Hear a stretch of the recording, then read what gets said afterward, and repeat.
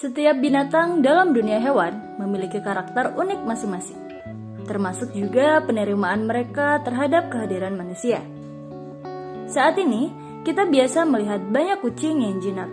Namun, kucing-kucing besar seperti singa dan harimau tetap liar dan buas di alam bebas.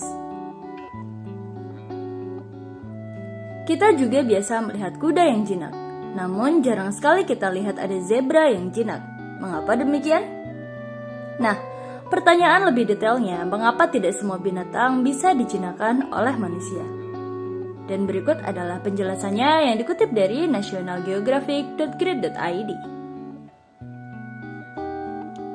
Sekitar 11.000 tahun yang lalu, manusia menyadari ada tempat yang lebih baik bagi beberapa hewan daripada di alam liar. Lalu kita pun mulai membujuk mereka ke permukiman kita dan secara bertahap membentuk sifat mereka agar lebih sesuai dengan kebutuhan kita akan makanan, tenaga kerja, dan persahabatan. Selama ribuan tahun, kita mencoba-coba domestikasi banyak spesies hewan.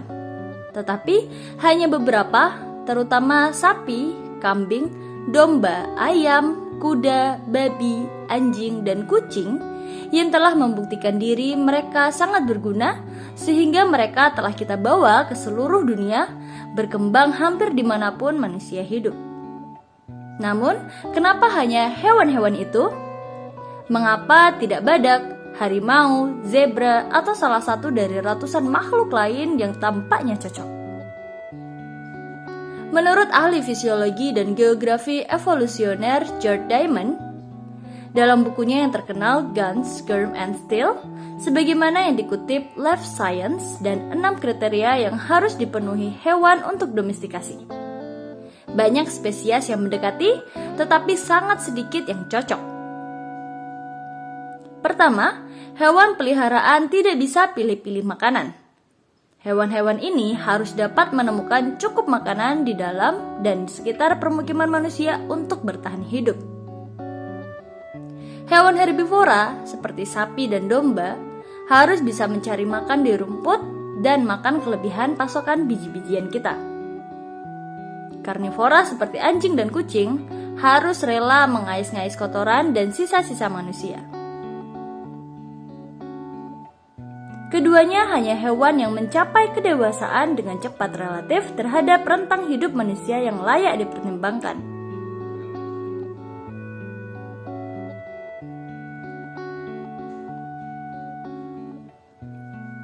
Kita tidak boleh membuang terlalu banyak waktu untuk memberi makan dan merawat hewan sebelum ia tumbuh cukup besar untuk dipekerjakan atau disembelih.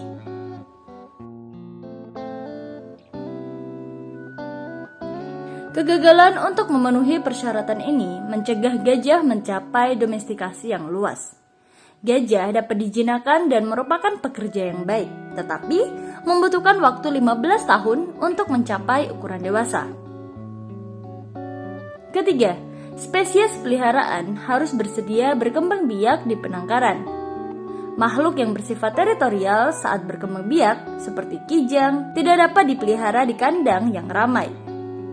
Dan meskipun orang Mesir kuno menghargai citah peliharaan, kucing besar itu tidak akan berkembang biak tanpa ritual pacaran yang rumit atau termasuk berlari bersama dalam jarak jauh. Jadi, citah tidak pernah berhasil dijinakkan. Keempat, hewan peliharaan harus jinak secara alami. Sebagai contoh, sapi dan domba umumnya santai. Tapi kerbau Afrika dan bison Amerika sama-sama tidak dapat diprediksi dan sangat berbahaya bagi manusia. Sehingga dua spesies yang pertama telah berhasil didomestikasi secara luas, sedangkan dua spesies yang terakhir tidak. Demikian pula zebra. Meskipun berkerabat dekat dengan kuda, biasanya jauh lebih agresif. Jadi ini mungkin menjelaskan mengapa zebra hanya dijinakkan dalam kasus yang jarang terjadi. Kelima, hewan peliharaan tidak bisa memiliki kecenderungan kuat untuk panik dan lari ketika terkejut. Ini mengesampingkan sebagian besar spesies rusa dan kijang yang memiliki temperamen tidak menentu dan lompatan kuat yang memungkinkan mereka melarikan diri melewati pagar yang tinggi. Domba meskipun panik juga memiliki naluri berkelompok yang menyebabkan mereka tetap berdekatan saat gugup.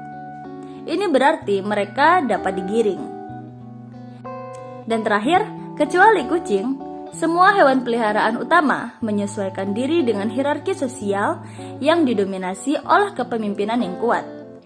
Ini memungkinkan kita untuk dengan mudah memodifikasi mereka sehingga mereka akan mengenali penjaga manusia mereka sebagai pemimpin kelompok mereka.